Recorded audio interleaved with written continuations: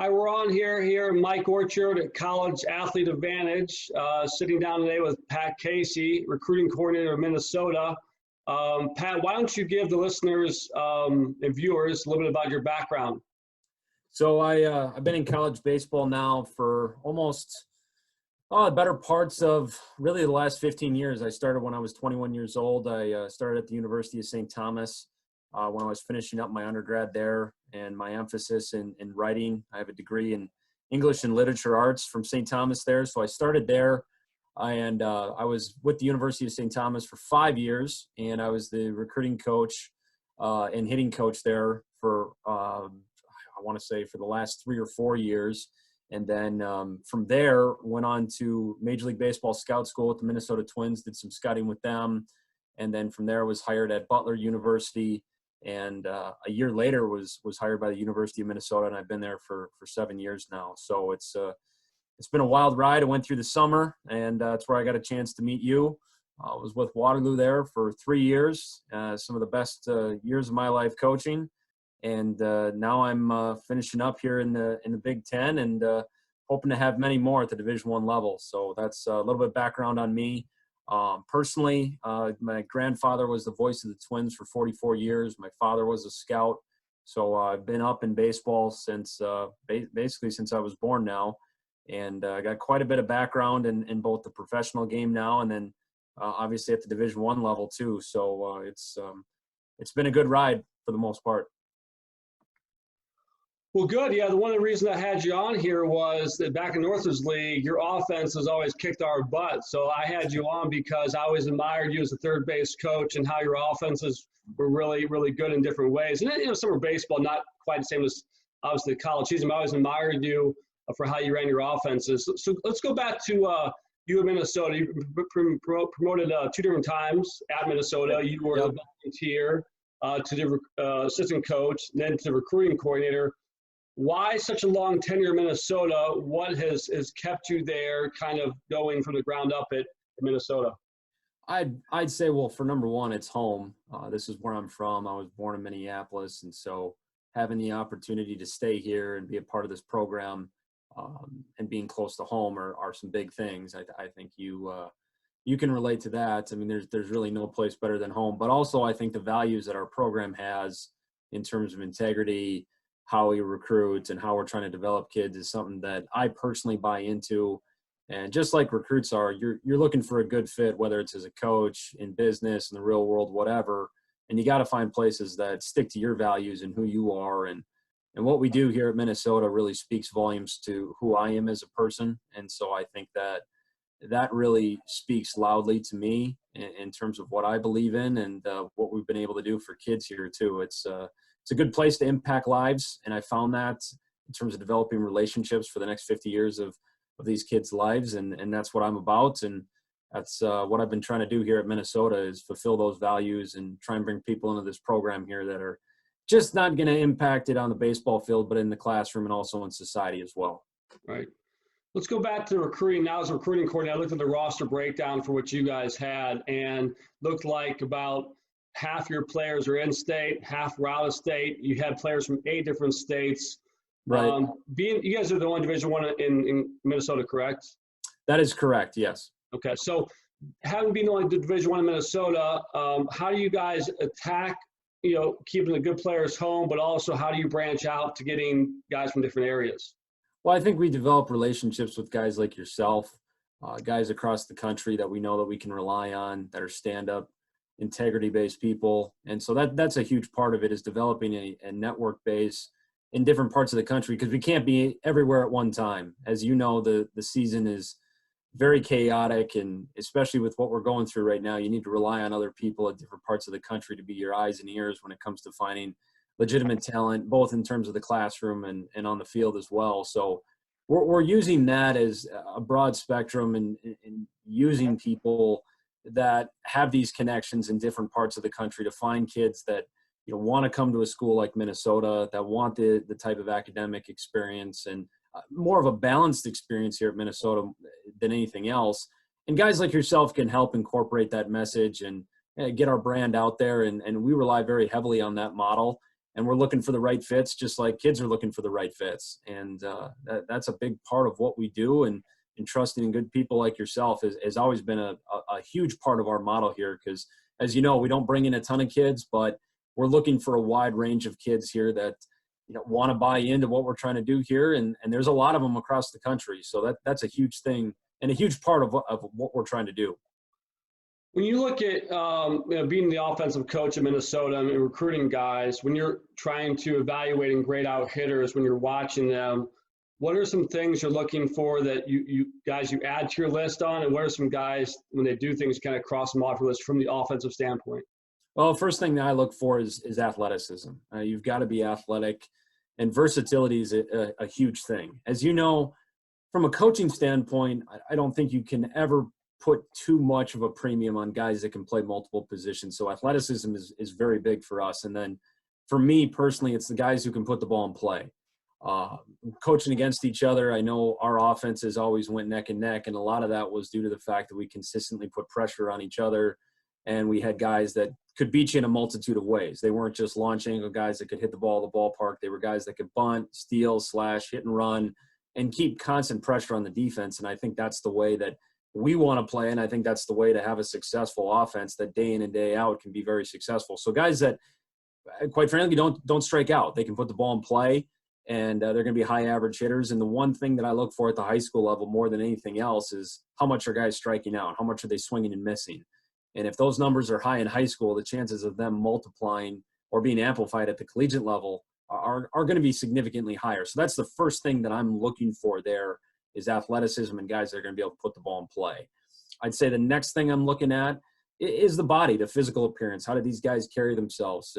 How are they acting with their teammates on and off the field and the coachability standpoint? I mean, we want guys that get after it a little bit, and we both have had players that are like that play the game with, passion and fire and, want to be out there and get dirty. I mean, that's been a big part of who we are as an offense up here is we need guys that are going to play tough, and they're not going to sugarcoat things, and they're going to get after it a little bit, and they're going to be internally motivated enough to do things on their own. And those are the types of guys that I'm looking for. It's not necessarily the guys that are the highest ranked guys or have the best metrics.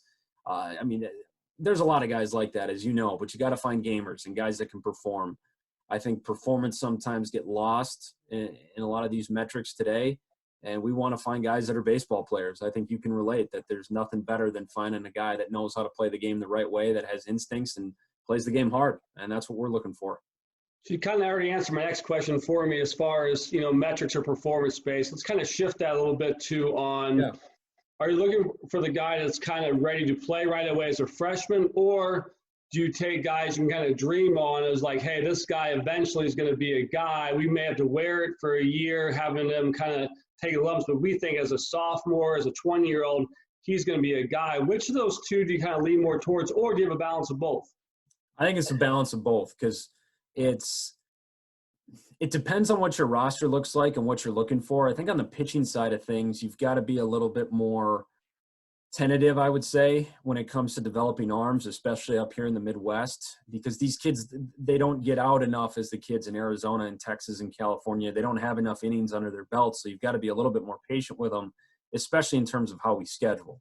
I mean, we usually go pretty high end in terms of scheduling. I mean, we've got ACC, SEC, Big 10, Big 12 teams that we're constantly competing against in terms of recruiting.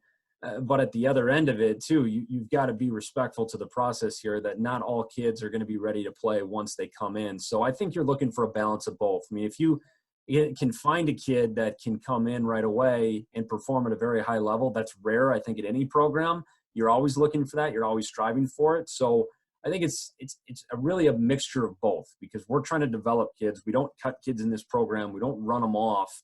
We're trying to develop them as much as people as much as players, but I think we have to be respectful to that process. And in the recruiting period, I mean, you might have a situation where you really need that catcher to come in that first year, or you need that shortstop to come in that first year. And that there's going to be bumps in the road. He's going to be your guy, but you're trying to develop him on the same end of that process as well. So I think it's a double-edged sword. I think you got to be cautious with that, because you're always trying to develop kids. I think you can relate. There's never a time where a kid really stops developing or you can stop trying to develop that player. I think there's always going to be a mixture and a balance of both. So you mentioned develop probably 4 or 5 times in your last answer, development, development, development. You recently got a degree of, or an accreditation of biomechanics and sports specialist.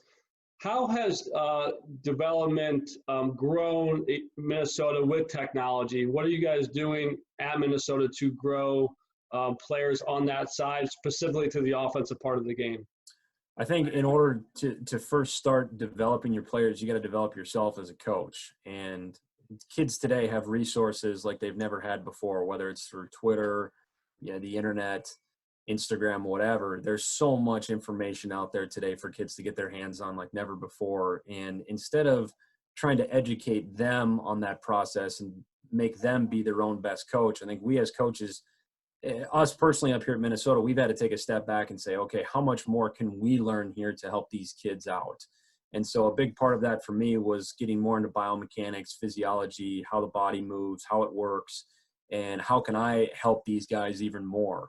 And so during, our downtime right now that we all have, that was a big part of it, was finishing off that certification and trying to be a better coach for the players and the hitters that I do have so I can get them more information.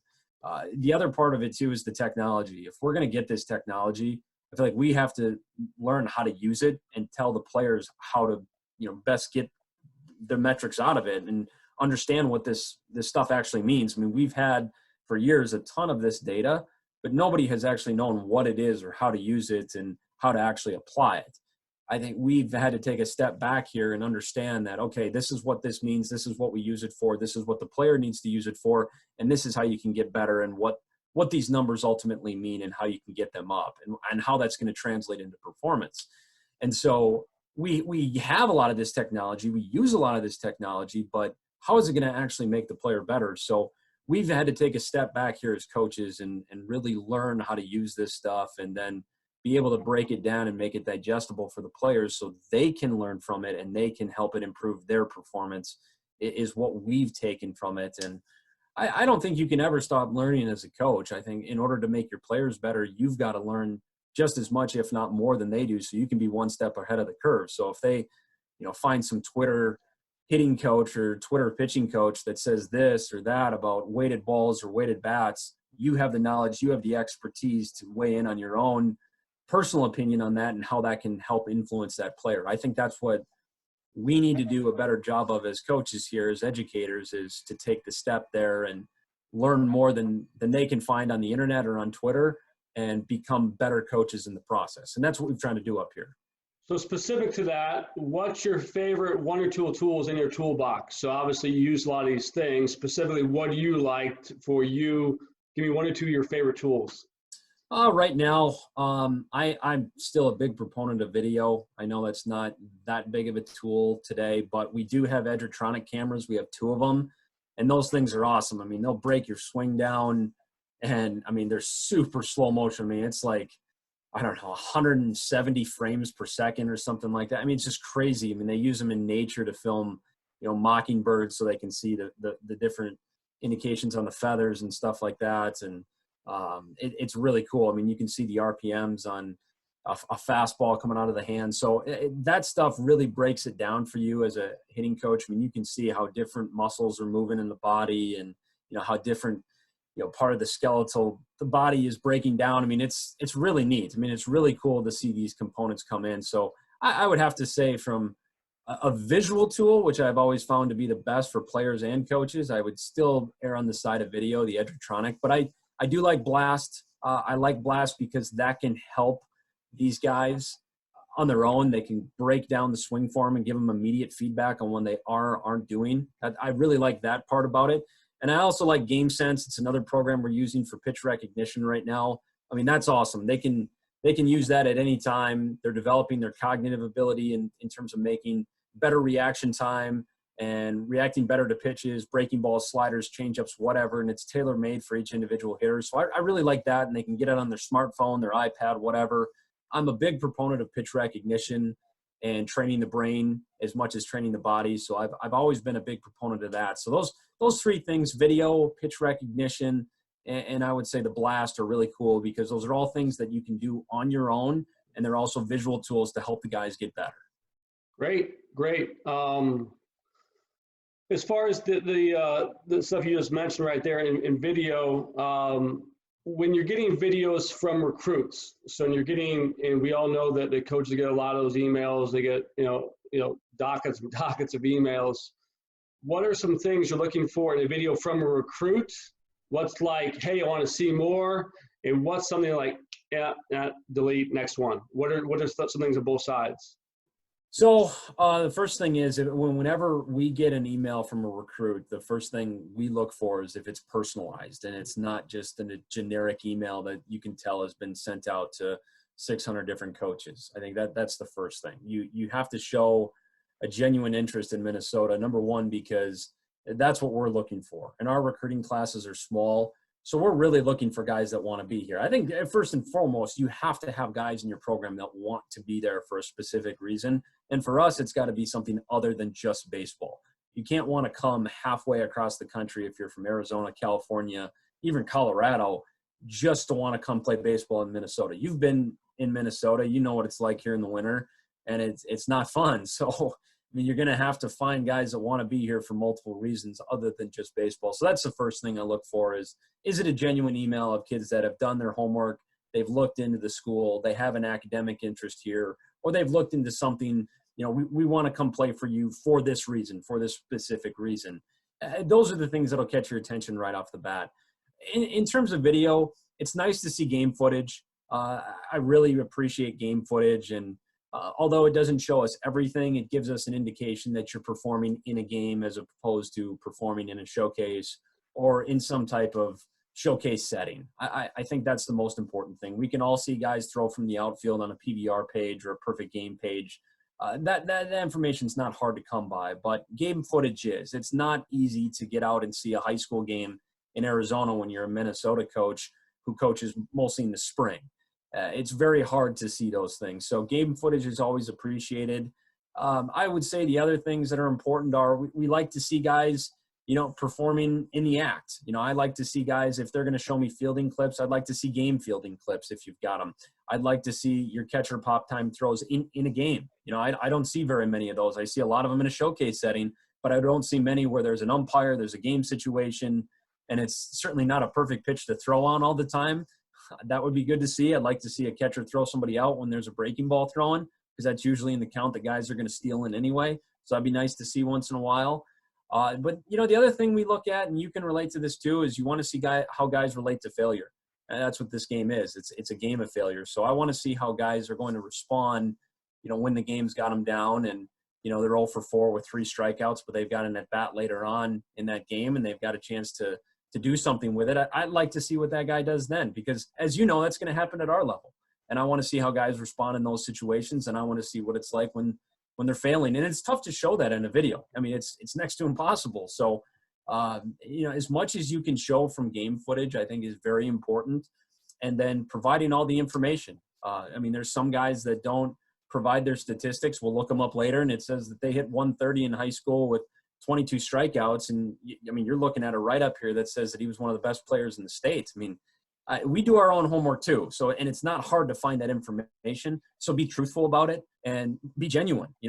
Tell me why you want to be at Minnesota other than the fact that you just want to be recruited by a Division I school in a Power 5 conference. Like, I think everybody wants to be recruited by one of those schools. You and I did when we were growing up, but the fact of the matter is, especially with the crisis that we have on our hands right now, that's not going to be possible for every high school kid right now. So you're going to have to express some genuine interest in why we should fly out there to come see you, or we should take the time and respond, which I normally do. I respond to every email that we get, whether it's with a questionnaire, whether it's, just simply tell them what our current standing is and what our roster looks like. But I think as much information as you can provide, and genuine information is always the best way to go about that when you're communicating with Division I coaches. Even though obviously you're in a Power 5 conference, you're in a great academic environment, what advantages, I know it's I mean to say disadvantage all day long about being in Minnesota, being cold weather, being inside, but what advantage do you think Minnesota does have that separates itself from other schools? What advantages can you recruit guys to that other schools maybe not be able to? I think being inside, I've found, does actually have its advantages. It's as crazy as that sounds. the fact that we do as much work inside allows us to focus far more on fundamentals and gives us an opportunity really to work on things that I would say that guys that are outside normally don't work on or maybe overlook to some degree. So I'll give you an example. We have a hitting facility on campus, and that thing is all for the hitters right now. And, when it's snowing outside and, we can't get outside to do live pitching work, which is a majority of what Southern and Western schools are doing at that time of the year, we're working off the machine, and we set those machines to crazy heights. I mean, the sliders are breaking like crazy. I mean, there's spin rates on them that go through the roof, and we're to the point now where we're overtraining our guys to a certain extent. And I think that's a good thing, but I also think it allows us to really hone in on fundamentals because we can't go outside and we can't just scrimmage all the time. And any baseball guy will tell you that that's how you get better is by playing the game. And I would love to do that. But I think up here we found a way to really hone in on certain parts of their development, whether that's through their swing, whether that's through pitch recognition, whether that's through their bat speed training through a driveline hitting program or a driveline pitching program or something like that. I think being inside does afford you those types of development opportunities. And we've taken advantage of them up here. We have tremendous facilities, indoor facilities like US Bank Stadium, which we can get in and we can hold tournaments like the ACC Challenge that we had this last year where we had North Carolina State, and Duke. So getting into those types of facilities, they do help us. I mean, we can get in there, we can practice, we can scrimmage, we can, get done what we need to. But I also think on the other end of it too, is by being inside, it really challenges us.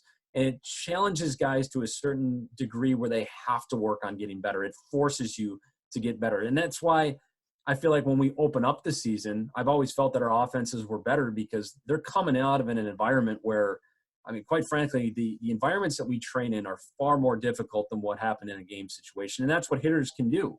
You can go off pitching machines that are going to throw 102 miles an hour with nasty breaking balls and, these computerized sequences that we have off of our spin ball machine and our E-hack machines. I mean, then you go out and you face a Pac-12 opponent like Oregon and, it's not as tough. And that's why I honestly think we were able to come out of the chute this year and the last couple of years like we have offensively is because our guys they're used to seeing stuff like that. And I wish, honestly, that we would have more time during the season to do it because I do think it would help us sustain our offensive success. But coming out of the snowbanks, as they call it up here, does have its advantages because of the fact that we hone in on those things.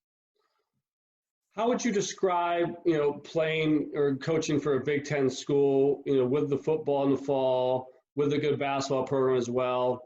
How would you, describe the student life at a Big Ten university?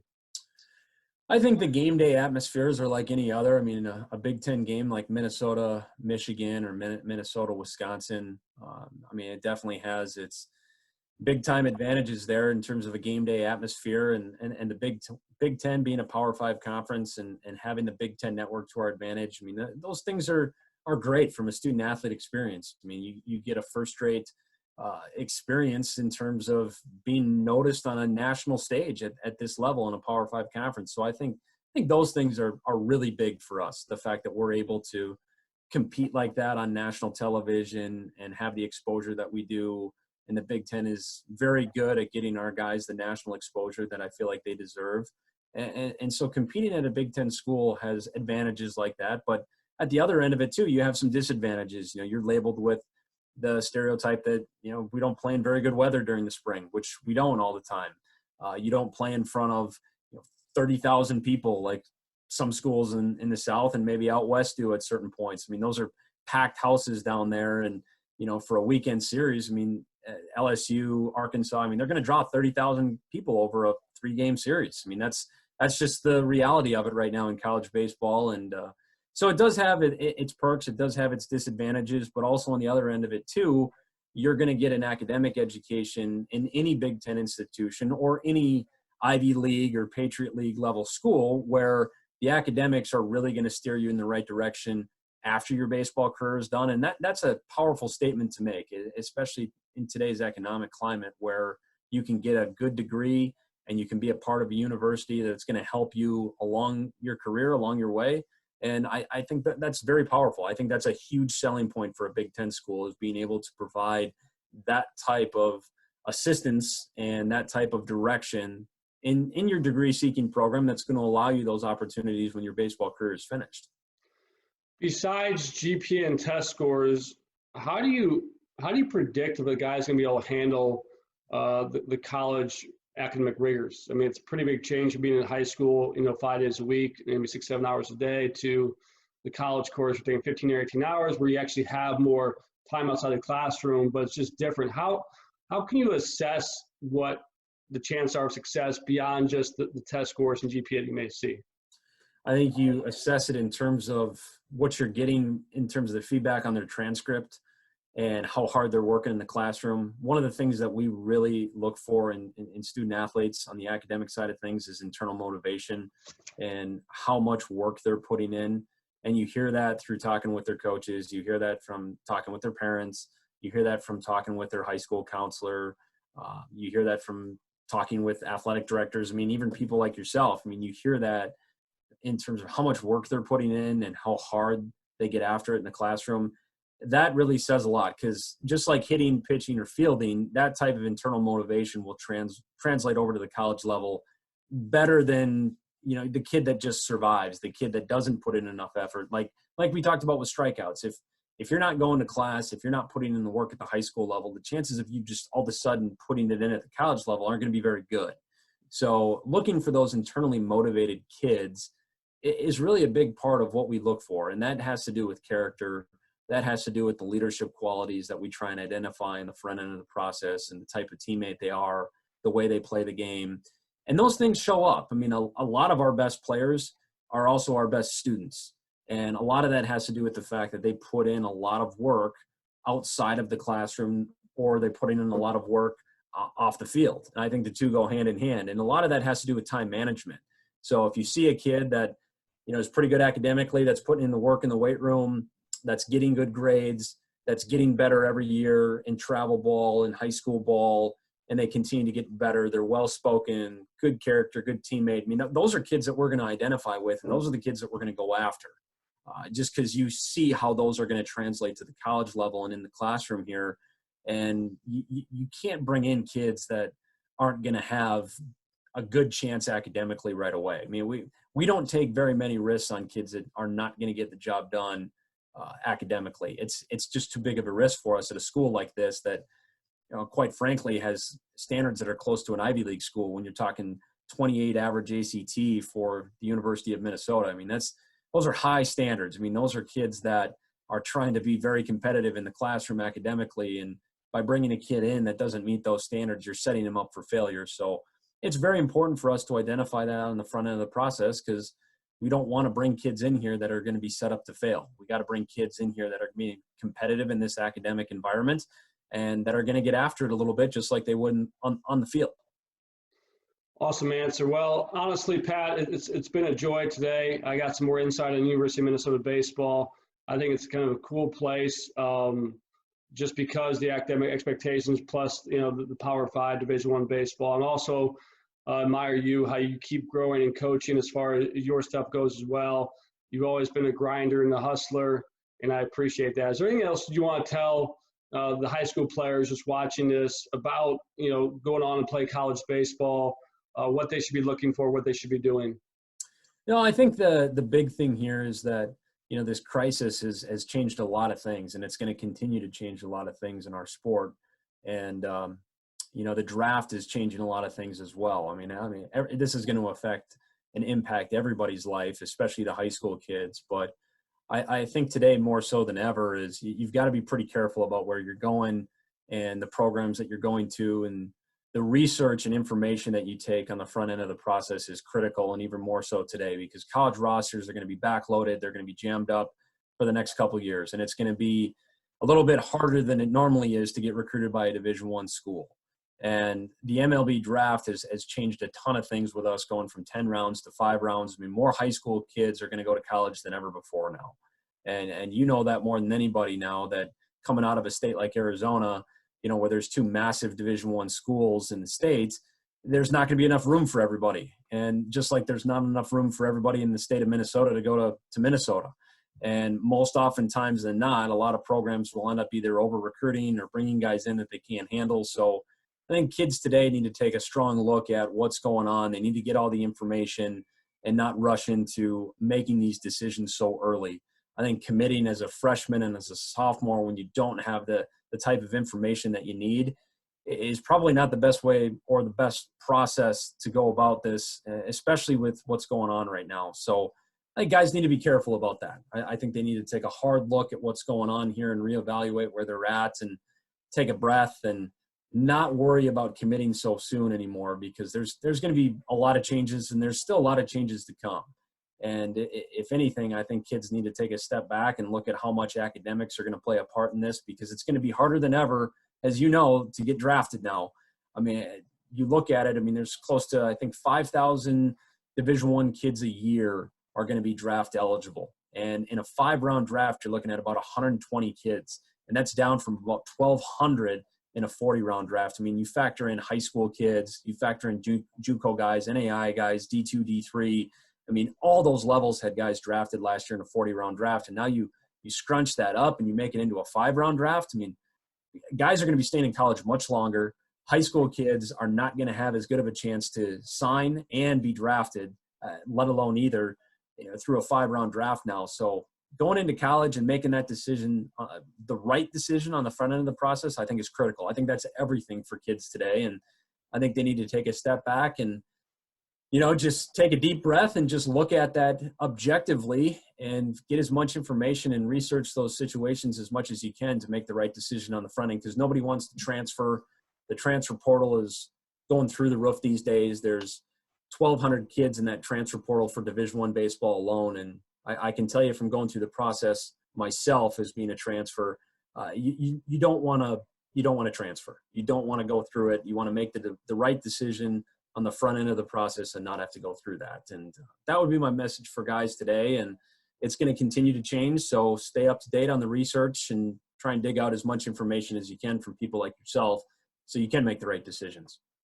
Awesome, Pat. Well, thank you for your time today. Hopefully baseball gets back soon. We're all kind of bored of watching some TV and doing some walks and hikes and whatnot too. I'm with you there, man. I'm with you there. Thank you for your time, Pat. I appreciate you coming on. Thanks, Mike. I appreciate your time today, man. All right, take care. You too.